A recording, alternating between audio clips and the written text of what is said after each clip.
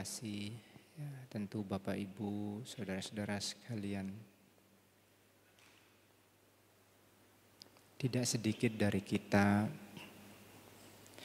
mengalami kesulitan. Tentu ini adalah satu hal yang wajar. Karena bagaimanapun itu terjadi juga bagi semua orang. Hanya perbedaannya adalah ada yang mampu mengatasi rintangan dan halangan itu dan ada yang tidak. Nah, di dalam praktik Dhamma itu ada yang namanya penghalang, ada yang namanya rintangan.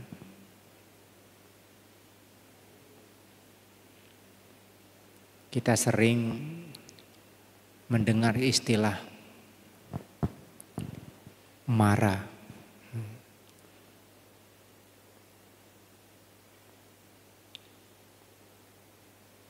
Mara ini sesungguhnya diartikan sebagai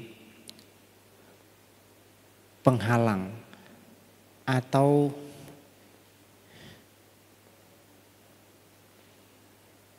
yang membunuh kita sehingga kita tidak mampu melakukan kebajikan itu sendiri. Jadi menghalangi, merintangi kita dalam berbuat kebajikan.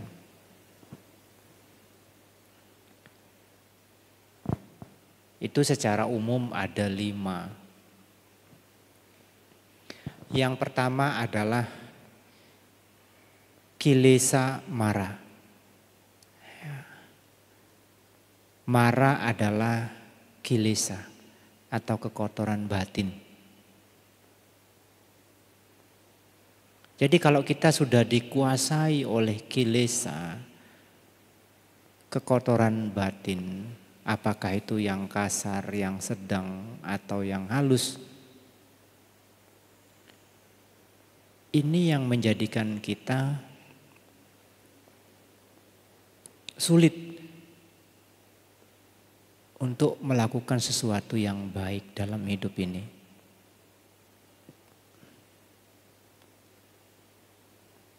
Besar kecilnya kilesa dalam setiap individu tentu tergantung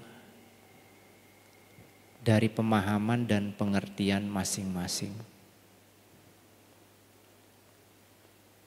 Dan dalam keseharian kita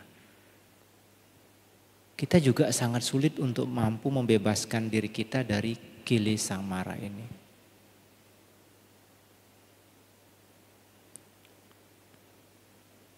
Namun bukan berarti kilesa mara ini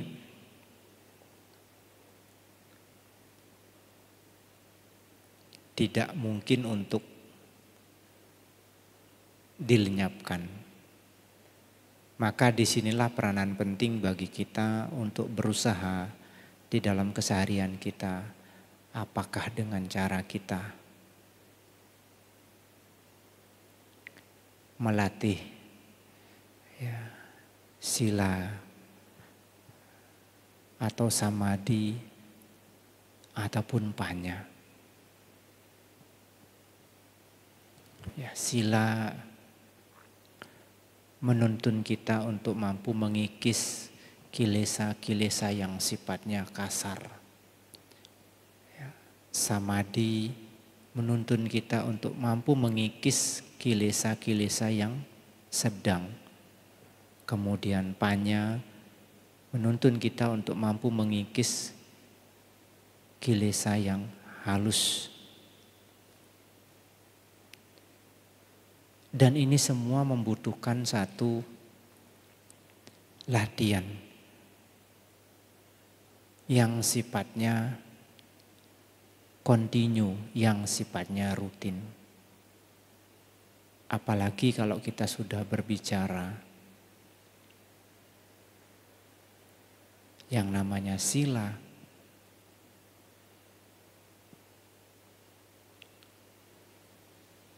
Kita setiap saat harus selalu waspada dengan tindakan kita atau ucapan kita. Kira-kira ucapan yang mau kita keluarkan ini ucapan yang benar atau tidak? Ucapan yang sifatnya menghasut atau tidak? Ucapan yang kasar atau tidak? Jadi dengan adanya kewaspadaan akan hal ini yang akan mampu menjaga kita. Sehingga kita tidak dikuasai oleh marah itu sendiri. Demikian pula halnya dengan tindakan-tindakan dari jasmani.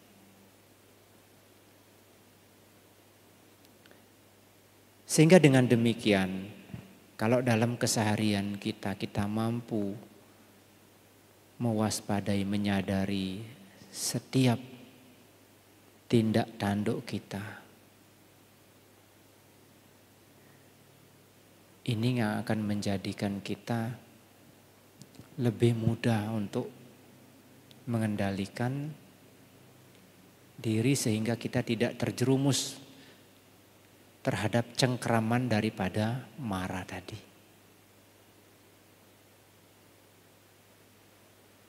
Ya demikian pula halnya yang berhubungan dengan pikiran kita. Karena dia bekerja sangat halus. Tidak nampak.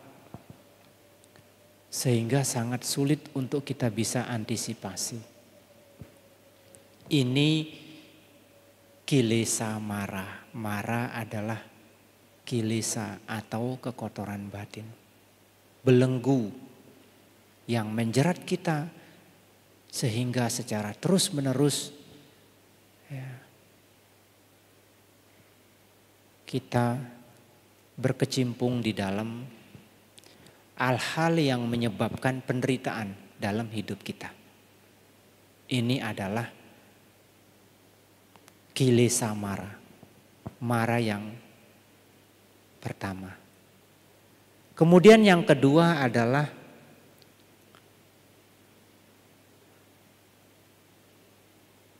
kanda marah. Kanda, kelompok. Kelompok kehidupan adalah marah. Yang mana kita sebagai manusia ini memiliki sepenuhnya 5 kelompok kehidupan atau pancakanda. Apakah itu kelompok jasmani, kelompok perasaan, wedana, kelompok sanya atau pencerapan ingatan, bentuk-bentuk pikiran dan winyana, kesadaran. Ini yang Bapak Ibu saudara-saudara sekalian menjadi tempat di mana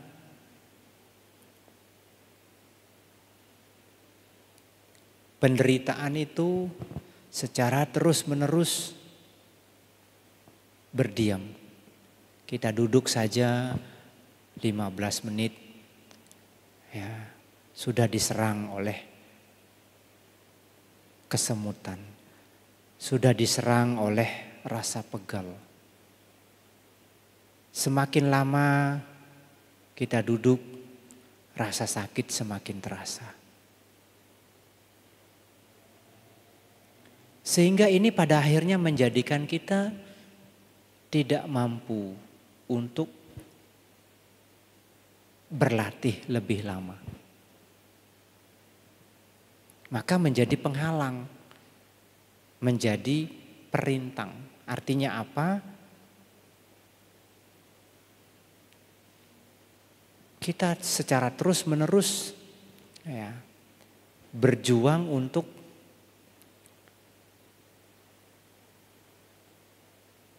mengatasi agar supaya kita bisa terbebas dari jeratan sakit yang kita alami dari fisik kita, dari perasaan kita.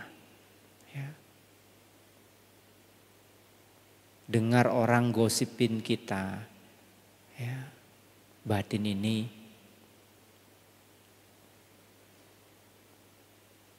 menderita.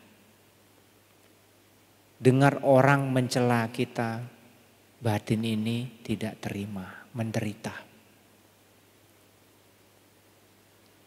Menjadi rumah bagi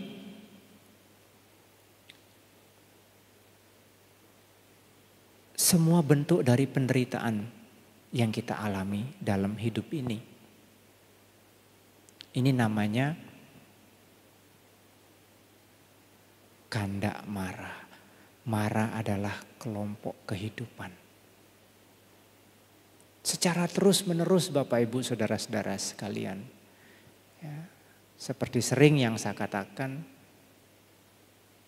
kita itu dimakan oleh usia tua, dimakan oleh penyakit. Jadi selama kita itu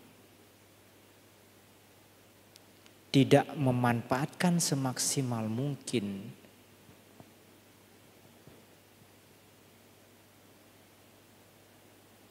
kelahiran kita dalam bentuk sebagai seorang manusia ini untuk benar-benar berusaha membebaskan diri kita dari belenggu-belenggu ini, ya kita sendiri yang akan dimakan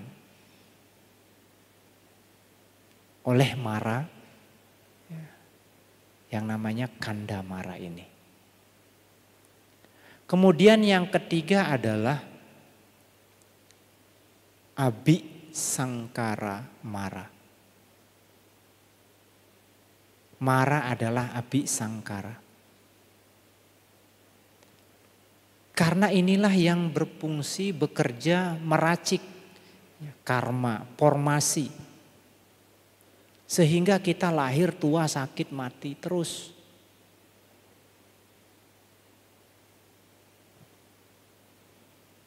Yang pada akhirnya menyebabkan kita tidak bisa terbebas dari kelahiran itu sendiri.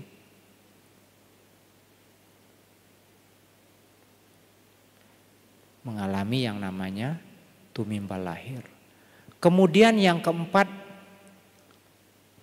dewa puta mara. Mara adalah dewa puta. Bapak Ibu saudara-saudara sekalian mungkin pernah membaca riwayat hidup Sang Buddha ketika beliau masih menjadi pangeran Siddhartha.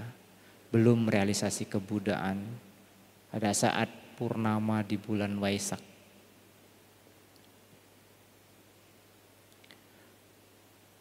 Beliau mengalami satu halangan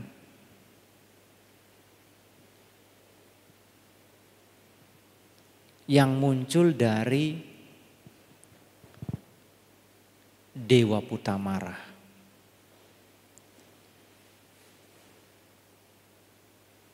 Kenapa bahkan makhluk dewa sekalipun yang bisa dibilang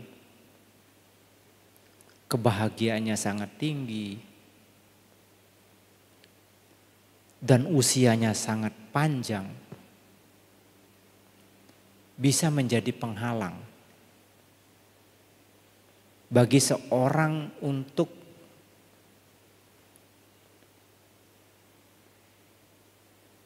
berusaha dalam realisasi proses pencapaian kebudaan itu sendiri.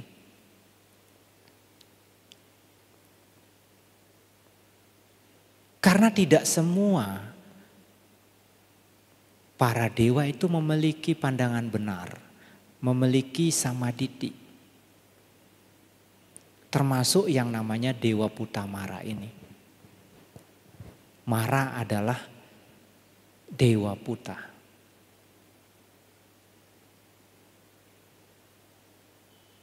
Yang mana artinya dia tidak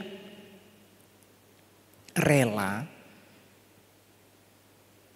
jika ada orang yang mampu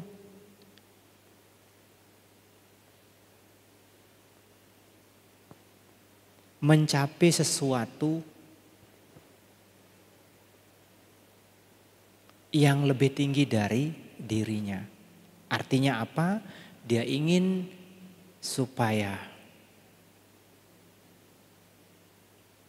makhluk-makhluk yang ada di semesta ini, di jagat raya ini tunduk pada dirinya. Karena sesungguhnya dia juga mengharapkan untuk bisa menjadi seorang Buddha. Tetapi karena paraminya, karena pandangannya belum sepenuhnya benar, inilah yang menjadikan dia menjadi marah ketika Pangeran Siddhartha berusaha untuk merealisasi kebudaan, ya dia tidak rela. Nah, maka disebut Dewa Puta Mara. Kemudian yang kelima adalah Macu Mara. Mara adalah kematian. Kenapa kematian dikatakan sebagai mara atau penghalang? Karena pada prinsipnya ketika seseorang yang mestinya bisa berusia panjang dan bisa secara kontinu dalam melakukan kebajikan, ketika kematian menjemputnya secara otomatis, keberlangsungan dari tindakan kebajikan yang mestinya dia bisa praktikkan dan laksanakan jadi terputus. Ini yang pada akhirnya menjadikan dia tidak bisa secara kontinu untuk menjalankan praktik itu sendiri. Karena mengalami proses kematian itu sendiri. Maka disebut sebagai Macu Mara. Mara adalah kematian. Nah, ini semua Bapak Ibu saudara-saudara sekalian menghambat,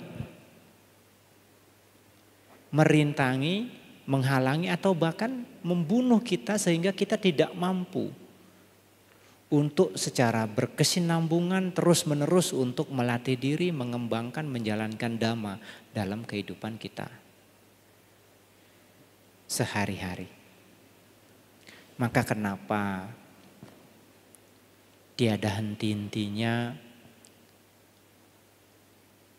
kita itu harus secara terus berusaha untuk melatih diri, menggunakan kesempatan yang ada untuk berbuat kebajikan, sekecil apapun kebajikan itu.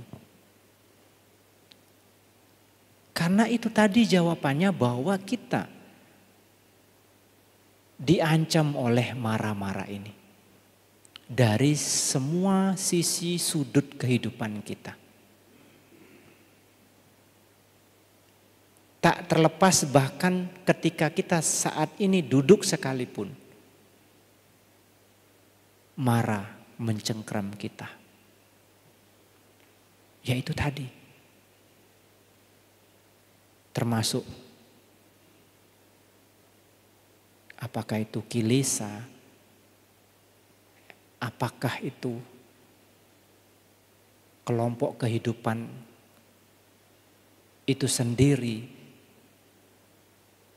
yang artinya di situ ada jasmani, ada perasaan, pencerapan bentuk-bentuk pikiran dan kesadaran kita. Nah ini Bapak Ibu saudara-saudara sekalian, pentingnya kita membangkitkan satu motivasi, satu semangat dalam diri kita masing-masing. Kita semua tidak perlu artinya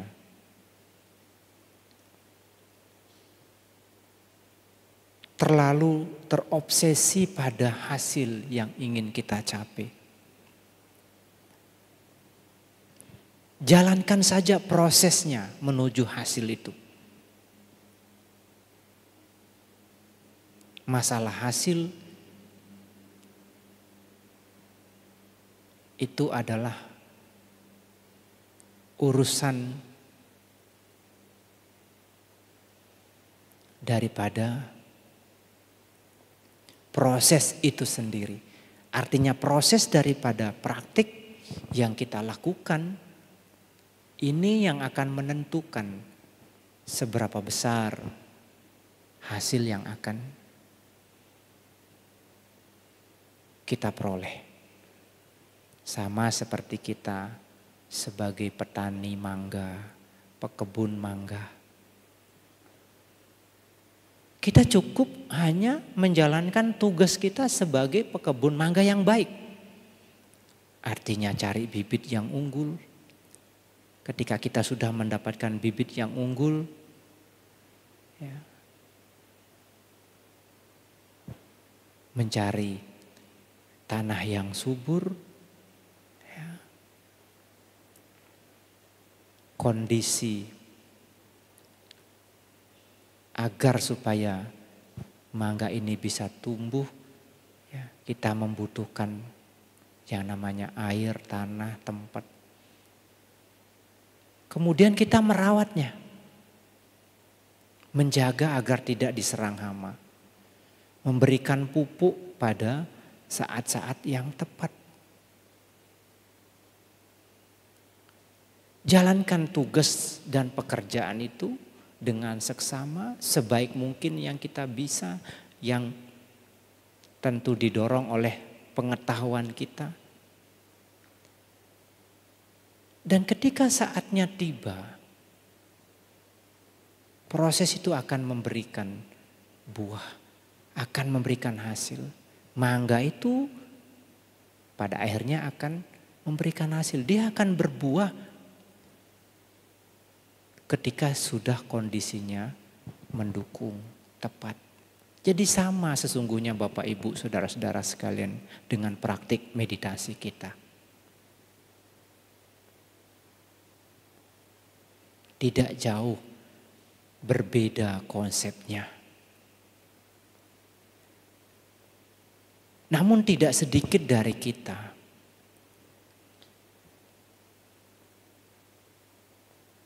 yang terblok oleh prinsip dan pemikiran. Konsep yang kita tanamkan terhadap diri kita. Sehingga pada akhirnya kita mentok.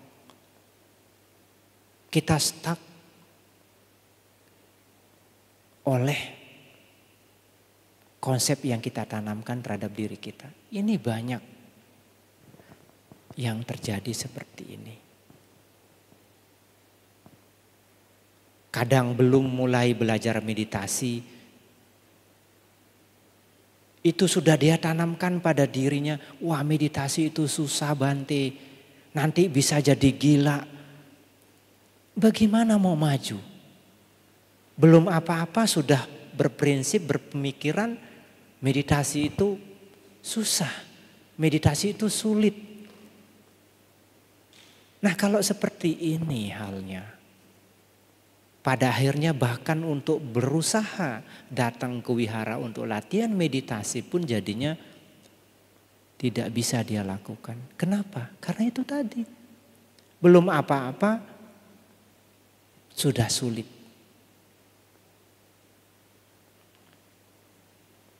Ini makanya tidak banyak orang yang menjadi praktisi meditasi. Padahal pada prinsipnya semua orang mau hidupnya itu tenang, damai. Ya.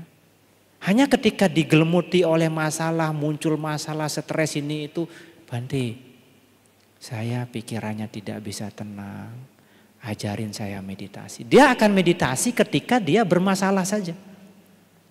Padahal bukan seperti itu prinsipnya.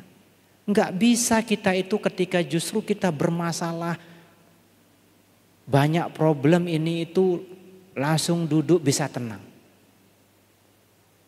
Justru dengan kontinuitas kita lakukan meditasi itu secara rutin. Ini yang akan membantu kita ketika kita bermasalah, ketika kita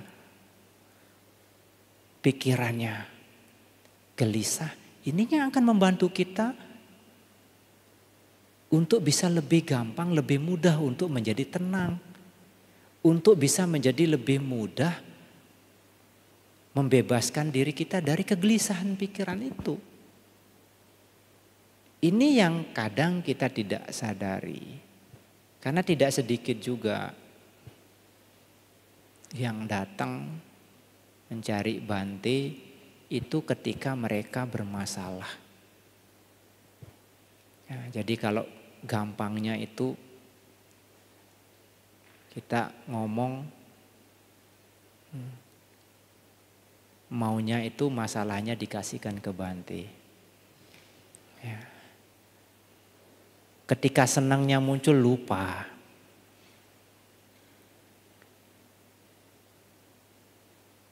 Tapi inilah Bapak Ibu saudara-saudara sekalian, kondisi dan keadaan yang terjadi. Maka tidak banyak orang yang benar-benar mampu menghindarkan diri mereka dari gejolak dan permasalahan hidup yang terjadi.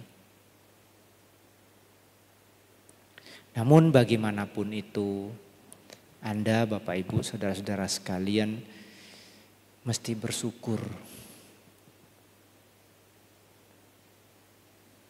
Anda masih diberkahi kesehatan, ya, umur panjang, ya, kekuatan. Sehingga masih mampu untuk berlatih dan praktik.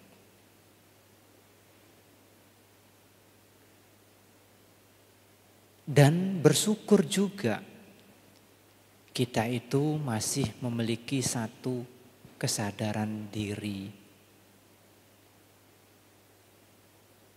Dibanding jika kita beranggapan bahwa tidak apa-apa Bante.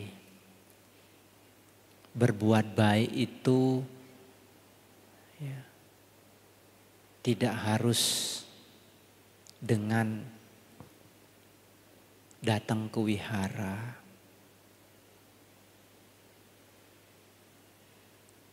Memang iya, berbuat baik itu dimanapun bisa. Tetapi jikalau kondisi-kondisi di mana kita berada tidak mendukung kita untuk berlatih, untuk berbuat baik, akan menjadi semakin sulit kita untuk berlatih, untuk berbuat baik.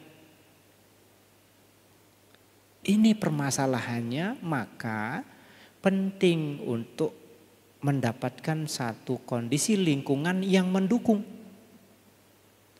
Maka kenapa ada kelas-kelas seperti ini, maka kenapa ada kelas-kelas retret.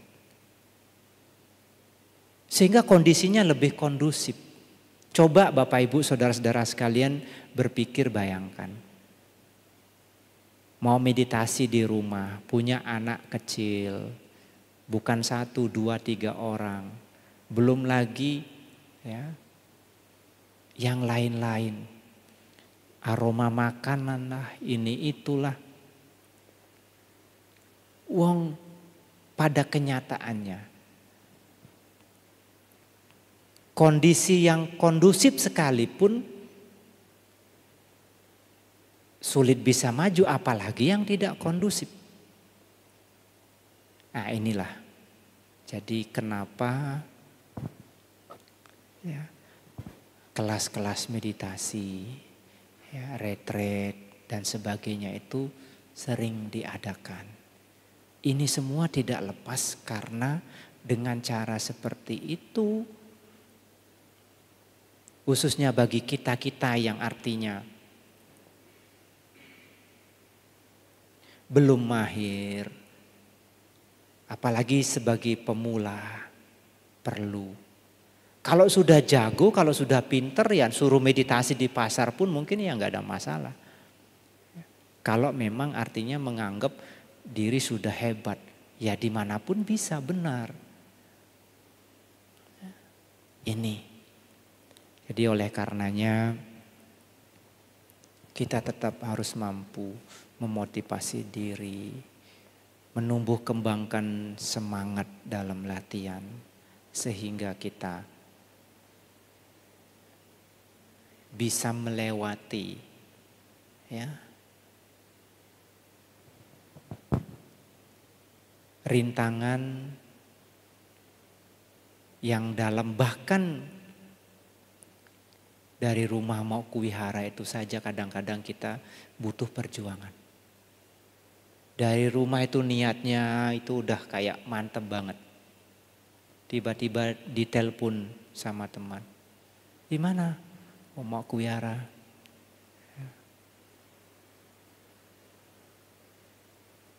Diajak singgah makan. Nggak apa-apa kan masih ada waktu, singgah makan dulu. Ngobrol, cerita, habis waktu. Habis waktu nggak jadi sampai wihara. Bisa. Karena anggapannya ya nggak apa-apa nantilah. Ya kan masih ada sesi berikutnya. Nanti aja, kan jarang-jarang ya, diajak makan gratis. Keserakahannya muncul. Bisa seperti itu. Jadi ini semua tentu kembali kepada masing-masing diri kita, individu kita masing-masing. Komitmen itu sebesar apa? Ada tidaknya sebuah komitmen ya tentu kembali kepada diri kita masing-masing. Ya itu, ada yang mau ditanyakan? Tentang marah tadi mungkin ya, apa saja? 5 tadi masih ingat? Ya, Kilesa mara, Kanda mara, ya, Abi Sangkara mara, Dewa Puta mara dan Macu mara. Ya. Jadi mara itu tidak semata-mata seperti yang sering ada di pemikiran banyak orang bahwa itu seperti makhluk ya, raksasa ini itu yang setiap saat mau makan orang. Pengertian marah itu seperti itu. Memang kalau kita baca di riwayat hidup Sang Buddha itu ketika saat purnama di bulan Waisak sebelum Pangeran Siddhartha merealisasi kebudaan itu kan ya sangat mengerikan ya. Tapi itu Dewa Puta marah. Mara-mara yang lain seperti Kilesa mara ini juga tidak kalah mengerikan. Kalau seseorang udah dikuasai oleh keserakahan, kebencian, ya, kegelapan batin, ya, bisa makan orang juga. Ya. Kalau seseorang sudah dikuasai oleh kemarahan, kebencian, kegelapan batin, satu kampung pun bisa dibakar. Lebih ngeri lagi. Ya kan? Nah ini. Ya. Ada? Ya silakan kok.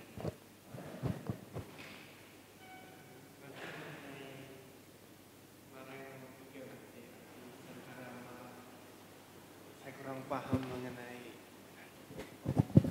marah tersebut boleh. Itu saja ya. Bi sangkara mara.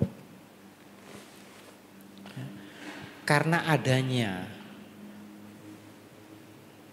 formasi daripada karma, keberlangsungan tadi, ya, dari satu kehidupan ke kehidupan berikutnya, ya, meracik artinya apa? Membuat adanya kesinambungan karena pengaruh daripada kerja karma tadi, sehingga ini yang menyebabkan kita secara terus menerus bertumimba lahir. Ya, padahal ya, kalau kita bisa putus ini, secara otomatis ya, kelahiran itu akan padam. Dengan padamnya ini secara otomatis kita tidak dilahirkan. Ketika tidak dilahirkan, maka terhentilah ya, penderitaan itu sendiri. Kita menderita karena secara terus menerus ya, kita tidak mampu memadamkan ini, tidak mampu melenyapkan ini. Artinya dengan adanya kerahilan kembali atau tumimba lahir, ya kita mengalami kelahiran, tua, sakit, mati. Yang membentuk ya, adanya apakah itu ya,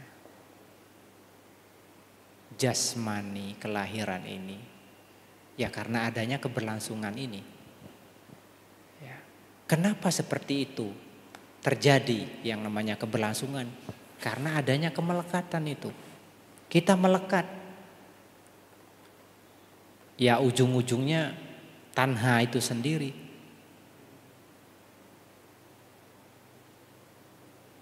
Kita tidak mau melepaskan yang namanya kemelekatan ini.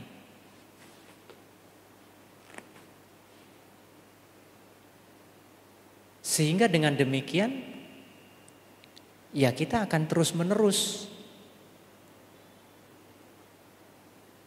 lahir, tua, sakit, mati, lahir, tua, sakit, mati, lahir, tua, sakit, mati, tiada henti-hentinya. Yang semestinya kita harus berusaha untuk memutus lingkaran samsara ini, tetapi karena adanya abhisangkara tadi, akhirnya kita tidak mampu. Maka dia disebut sebagai mara. Ya, sama halnya juga dengan mara-mara yang lain. Seperti kilesa mara. Karena kita tidak mampu menghindarkan diri dari pengaruh-pengaruh kilesa, apakah itu nafsu-nafsu keinginan kita, ya, apakah itu keserakahan kita,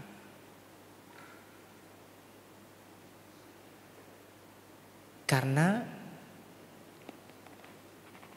kita itu sudah terlalu beranggapan bahwa semua ini menyenangkan. Semua ini bisa memberikan kepuasan. Yang pada dasarnya kita tidak menyadari kita itu seperti ibarat di umpan. Terjerat oleh kail pada akhirnya. Sehingga kita sulit untuk bisa membebaskan diri kita. Sama seperti ibarat Orang yang suka menggaruk-garuk luka yang ada di tubuhnya. Itu semakin digaruk semakin enak. Tapi lukanya semakin besar, semakin parah, semakin parah, semakin parah. Tapi sudah tahu sakit, parah, seolah-olah dia menikmati gatelnya itu digaruk terus. Ya nggak sembuh-sembuh itu. Ada kan? Gatelnya digaruk sampai berdarah, sampai luka pun berusaha itu digaruk pinggir-pinggirnya. Yang lukanya nggak digaruk pinggir-pinggirnya, jadi lukanya tambah besar itu. Ya, sampai berdarah pun masih digaruk. Karena apa? Nikmat. Berpikirnya nikmat. Ini seperti itu. Yang kadang-kadang memang ilustrasinya itu penting dan perlu sehingga kita bisa lebih mudah untuk menangkap, memahami. Ya, itu ya. Ada lagi? Ya silakan sih.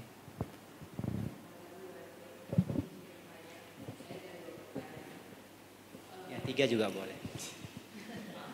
3 juga boleh.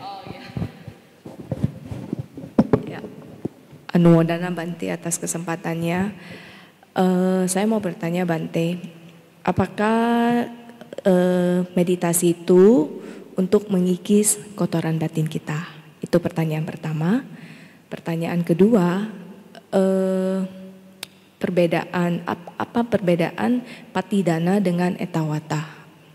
Demikian Bante. Terima kasih. Baik. Apakah meditasi itu dapat mengikis kekotoran batin? Jelas iya. Bante sudah pernah jelaskan bahwa kekotoran batin itu, kilesa itu dibagi jadi 3 tingkatan. Ada yang paling kasar, yaitu yang muncul dari ucapan dan tindakan jasmani. Ya, membunuh, menyakiti, mencuri, ya, berzina, berbuat asusila. Itu adalah contoh-contoh tindakan yang didasari oleh kilesa yang sifatnya kasar. Artinya dia nampak. Termasuk juga di sini ucapan kasar, bohong, memfitnah, menghasut. Ini merupakan implementasi daripada kilesa yang sifatnya kasar. Dan ini mampu dicegah oleh pelaksanaan sila.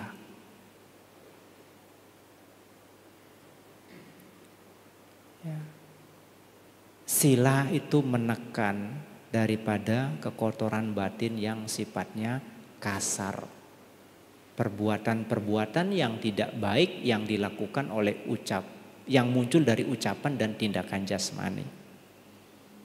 Itu mampu ditekan oleh pelaksanaan sila. Jadi kalau kita memiliki sila, perbuatan-perbuatan buruk yang muncul dari ucapan kita, tindakan kita, nggak ada masalah. Ya. Kalau kita memiliki sila artinya perbuatan-perbuatan buruk ini nggak muncul. Ya. Maka penting di dalam latihan itu sebagai pondasi. Nah, kalau hubungannya dengan berbicara meditasi, ya meditasi ini ya nama lainnya itu apa? Bawana.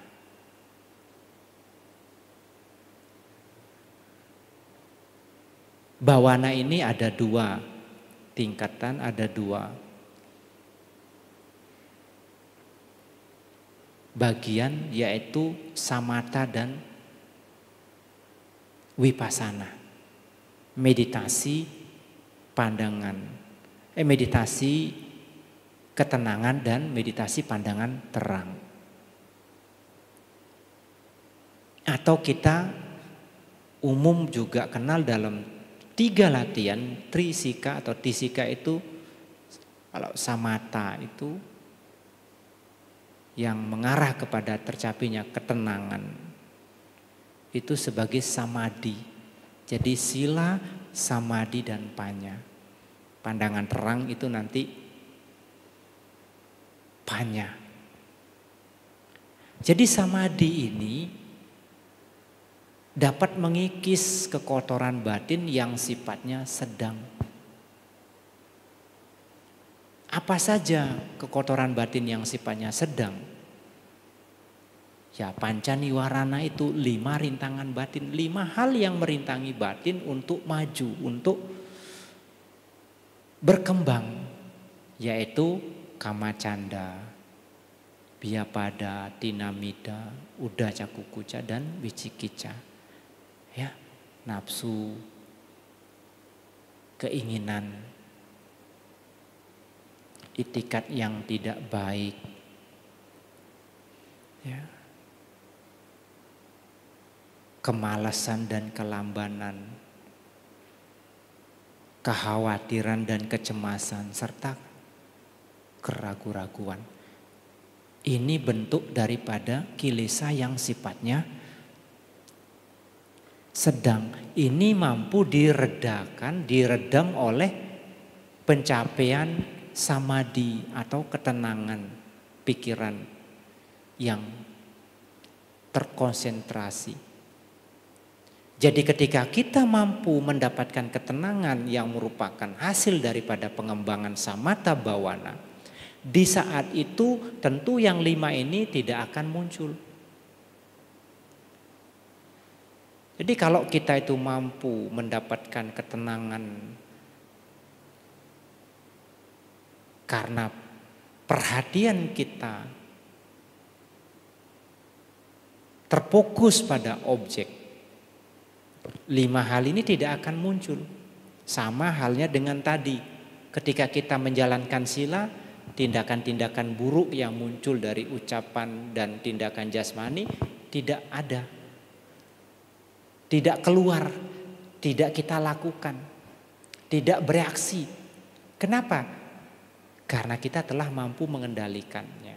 Dengan apa? Dengan memiliki sila tadi. Nah, tapi kalau urusannya dengan pikiran, untuk membuat agar supaya kekotoran batin yang sifatnya sedang, itu panca niwarana tadi, kita menggunakan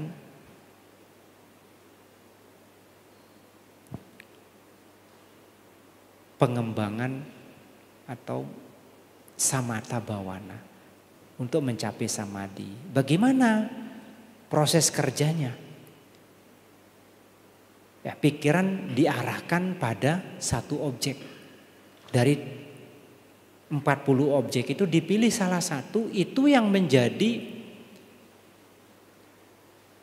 pusat perhatian daripada pikiran. Kalau menggunakan objek napas, ya berarti artinya menyadari proses napas masuk, napas keluar, napas masuk, napas keluar, panjang, pendek, halus, kasar, disadari. Jadi perhatian hanya ada di situ.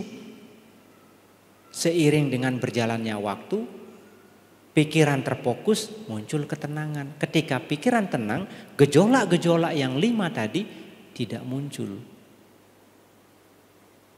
Secara otomatis kalau yang ke-5 ini tidak muncul, rintangan-rintangan batin ini tidak muncul, ini yang menjadi pondasi kita, dasar kita untuk pengembangan yang lebih tinggi, yaitu yang mengarah kepada pencapaian panya, yaitu praktik vipassana bhawana. Muncul yang namanya panya. Jikalau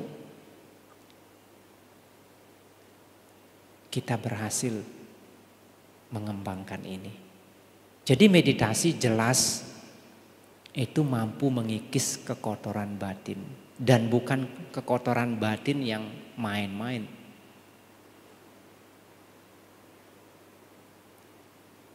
Yang sedang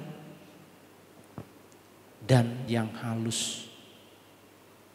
Nah, karena kalau kita berbicara samadhi yaitu dua tadi, samatha dan bhawana.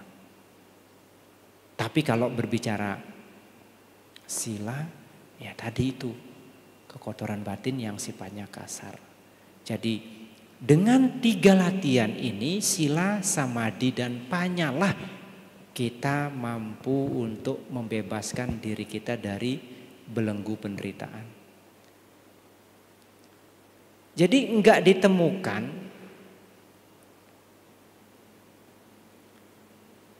di luar daripada praktik sila, samadhi dan panya.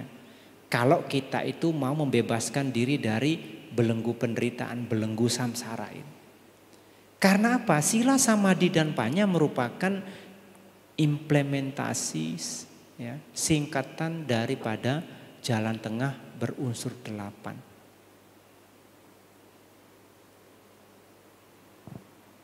Ya, jadi kalau dalam 4 kebenaran Arya itu ya dukkha, nirodha, gamini, patipada.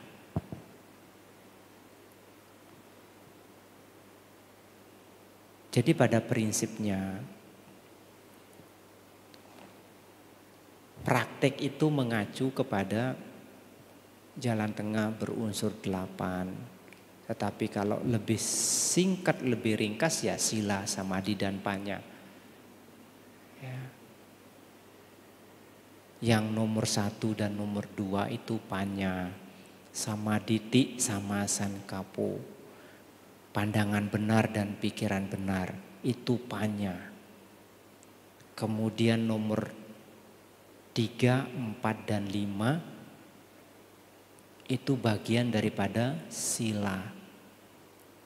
Ucapan benar, perbuatan benar dan mata pencarian benar. Itu merupakan kelompok sila.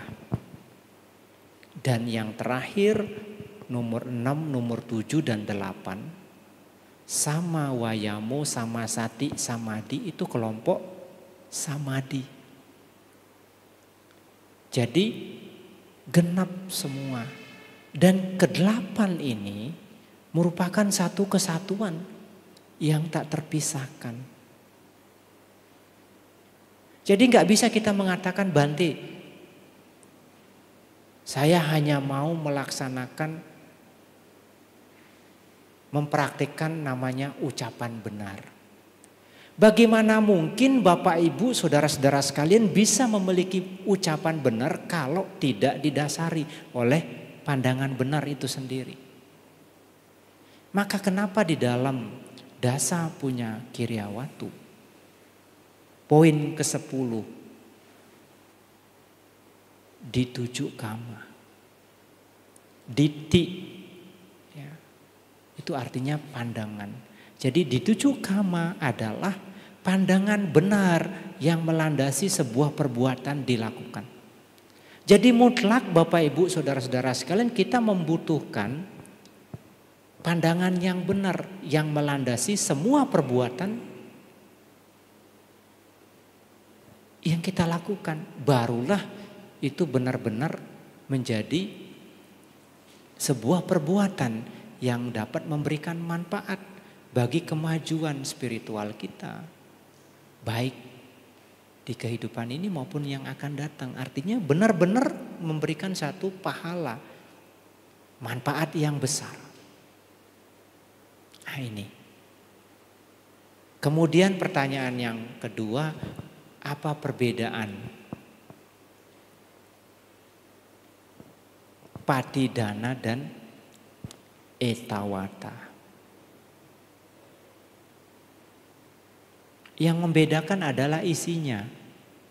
Paritanya berbeda, tapi maknanya sama, sama-sama melimpahkan jasa. Ya. Sama-sama melimpahkan jasa, sama-sama itu